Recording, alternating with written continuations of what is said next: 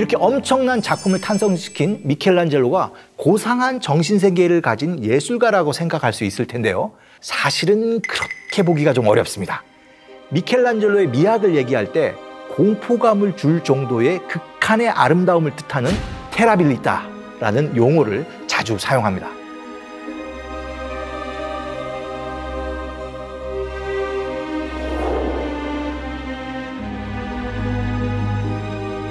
이 용어는 그의 괴팍한 성격을 지칭하는데도 아주 딱 맞아 떨어지죠. 그야말로 난폭하고 다혈질의 성격이었다고 알려져 있습니다. 문제는 그 성격이 천정화 작업을 할 때도 수시로 폭발했다는 건데요. 하필 그 대상이 당시 황제보다도 권위가 높다고 알려진 교황 율리우스 2세였습니다. 교황은 작업이 늦어지는 것과 그림을 보여주지 않는 고집 때문에 불만이 쌓였고, 미켈란젤로는 정산이 자꾸 미뤄져서 늘 화가 나는 상태였는데요. 그러던 어느 날 결국 일이 터지고 맙니다. 교황이 미켈란젤로에게 천정화가 도대체 언제 완성되냐고 묻자 미켈란젤로가 사과를 하기는커녕 배짱을 부리며 끝날 때 끝나겠죠 라고 대꾸한 건데요. 성의 없는 그의 태도에 결국 분노가 폭발한 교황님, 어떻게 하셨을까요? 전해오는 얘기는 손에 든 지팡이로 미켈란젤로의 머리를 내려쳤다고 하죠.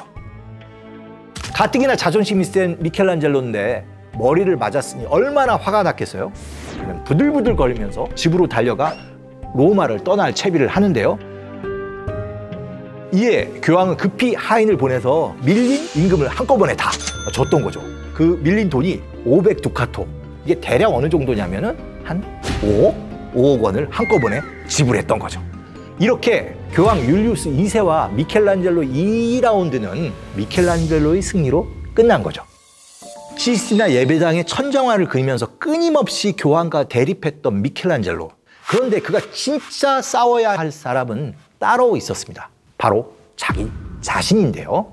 처음엔 타이로 시작한 작업이었지만 그림을 그리는 열정만큼은 진심이었기 때문이죠. 이쯤에서 미켈란젤로가 어떻게 그림을 그렸는지 알면 작업 당시에 그가 자기 자신과 얼마나 격렬한 사투를 벌였는지 이해할 수 있을 것 같은데요.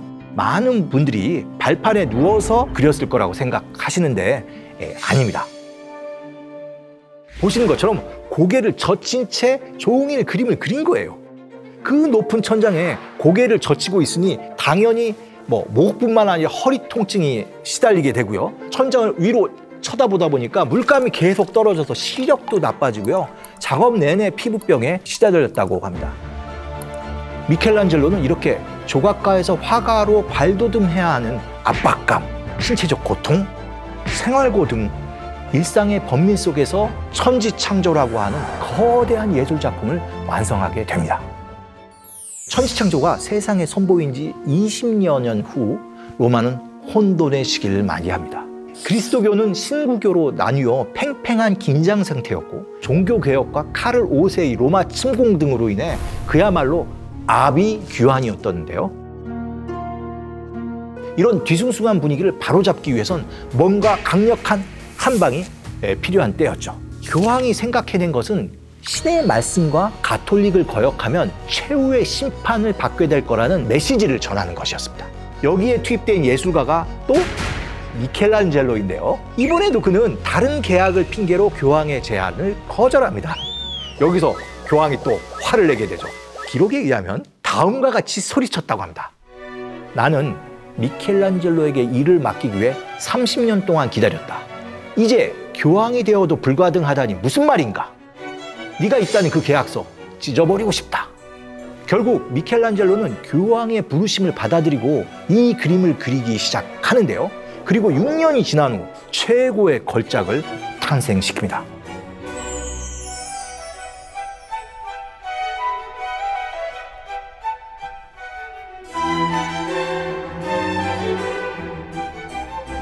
최후의 심판은 세계의 종말이 왔고 인간을 심판하러 예수님이 강림하는 내용입니다.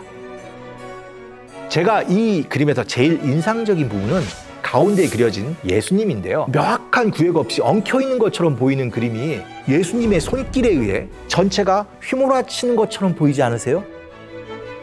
마치 오케스트라의 지휘자 같은 느낌이죠.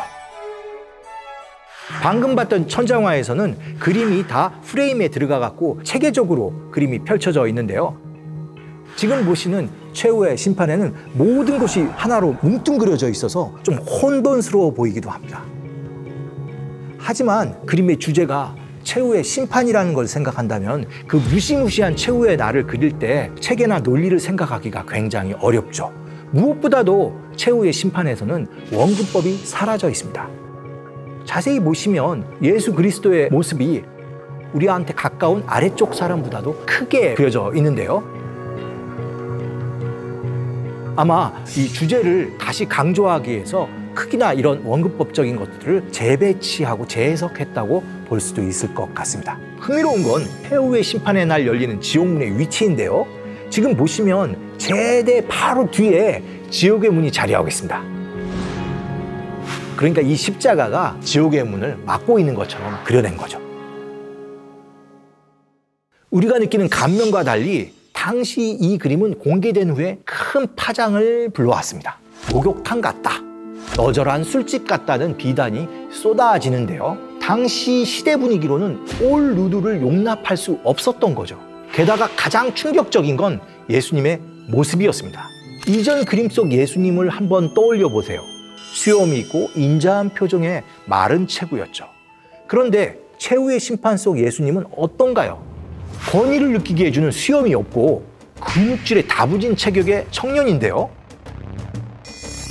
결정적으로 곱슬머리예요.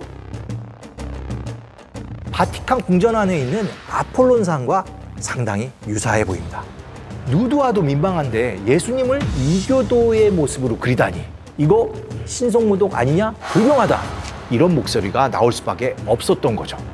실제로 교황의 의전 담당관 비아지오 다 체세나의 이야기가 전해오는데요. 그는 미켈란젤로가 그린 최후의 심판이 부적절하고 불경한 그림이라고 몰아세웠는데요. 이 이야기를 듣고 미켈란젤로는 지옥의 심판관 미노스의 얼굴에 비아지오 다 체세나의 얼굴을 집어넣게 됩니다.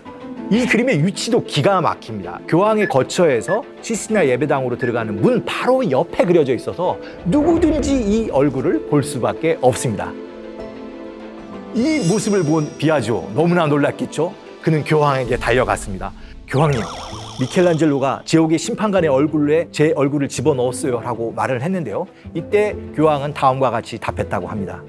나의 권한은 지옥에 없다네.